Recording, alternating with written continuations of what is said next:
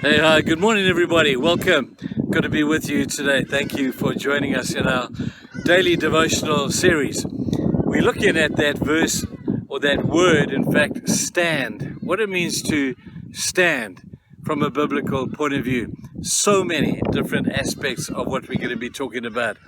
We've spoken about standing on, talking about having a strong foundation on which to stand. And now we're talking about standing up. Stand up. We've spoken about standing up for Jesus. We've spoken about standing up for our faith as a declaration of obedience. I want to talk today about standing up for one another. I'm intrigued. I love the church, but I can be a bit of a critic of the church because there are observations I make about the church that maybe sound a little critical. But I can't help it because there is an element of what church is about where we don't stand up for one another, maybe as well as we should. The church, you all know, has a great track record of facing persecution from without. And we grow, we're strengthened by it. It's never a bad thing to be persecuted from outside. But sadly, persecution from within the church seems to do us in all too often. As people have different ideas, different personalities, different visions and purposes, and they battle to find the common ground that they need to cheer one another on. I just think of the necessity of this in the physical body. I know we've all got a heart, and I've got to tell you, my heart is cheering on my lungs right now, because the life of my heart is dependent upon the oxygen that I breathe. I have a liver. I'm not all too sure what that does, but I'm pretty sure my kidneys are shouting out for my liver right now and cheering it on and saying, way to go, man. I do different things to you. I don't have the same vision as you or the same purpose, but man, my life depends upon you. My physical wellness depends upon you functioning really, really well. And despite our diversity, despite our differences, one supports the other. It doesn't do its job, but it supports it in every single way. And so I just think about that in the context of the church, because the church is a body, and we should be cheering one another on, encouraging one another on, and being each other's best cheerleaders. Now, if we look in Scripture, we see a great example of this not happening, but then happening. It's beautiful. In the book of Acts, we have the story of the Apostle Paul and a guy by the name of John Mark and Barnabas, a wonderful guy from the new first century church, all going on a mission. And at one stage, John Mark decided, this is not good for me. I need to go home. And because it was getting a little bit hot in the kitchen, apparently, he decided he was going to leave the mission, and he went home.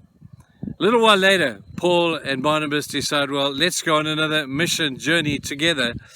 And Barnabas makes a suggestion and says, hey, why don't we take John Mark with us?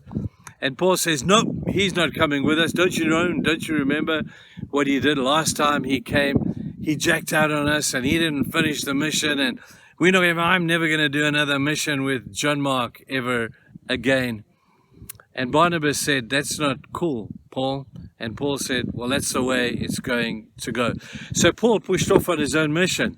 And Barnabas said, where's John Mark? I will take him on a mission. I will help to restore this young man. I will restore his confidence. And I will make sure that we have a successful mission. He and I will go alone. Now, man, I got to tell you, don't we need more Barnabases in the church today? We've got a lot of people who kind of act like Paul sometimes and say, well, it's my way or the highway. But here we have Barnabas saying that guy deserves another chance. You know what? That same John Mark who jacked out on the mission, who went with the mission with Barnabas, is the same John Mark who we've just recently done 100 devotions in what he wrote. He was the one who wrote the book of Mark. And we study that book and we've taken it apart. And if he had not been so affirmed and so encouraged and so cheered on by Barnabas, I wonder if we would have had that book. You know, later on in Paul's life, to his credit, 2 Timothy chapter 4 says that Paul got back together again with John Mark. It's crazy. Paul is lying and chained to a wall in a prison. He knows he's soon to die, and he asks for just a few things. On a scroll of paper, he asked for a couple of things. One of those things he asked for was for John Mark. You see, the graciousness of a Barnabas realigned those two great saints of God, and he became the glue between them that drew them back together again. I love that despite their argument, despite their diversity, despite their disappointments, probably with one another, they came back together again. Man, I got to tell you, we need more Barnabases in the church today. Paul was a great hero, but Barnabas, he's my man. He should be our man, or we should be that man. Bringing people together in the church despite their diversity, differences, and people, even their failure. Because I don't think there's one of us that sits at the church today that can possibly point a finger at John Mark. We've all been there. I'm pretty sure we have. But thank God for people like Barnabas who saw the benefit of bringing people back together, cheering one another on, and standing up for one another. I don't know what church you go to, but you need to find a church and be a part of a church where you can fulfill that mission of standing up for one another. Protect one another. Protect one another's reputation. Because in the ministry, that's all we've got. Take that away from us and we're dead. We have no ministry. Let's stand to protect one another in as many ways as we possibly can. It's awesome. You guys are going to have a great day, and we will see you again tomorrow. Cheers. Bye.